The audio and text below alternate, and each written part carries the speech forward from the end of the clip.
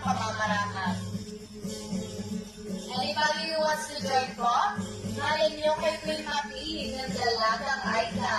Sila naman sa harana or serenade. Sila naman po ay sumasayaw na kung saan walang papakitang gilas yung mga kalalakihan natin. Then once may napili po yung dalagang Aika, ibibigay niya po yung banyo, meaning po doon, ito yung nagustuhan niya or papakasalan niya. Okay, how about we grab us po?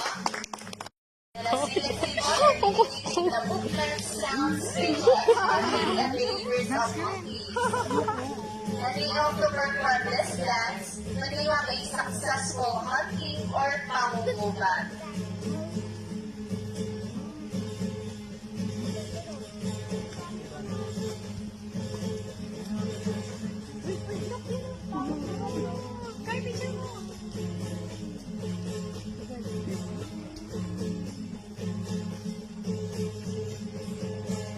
Once again po, tapos na sa loob.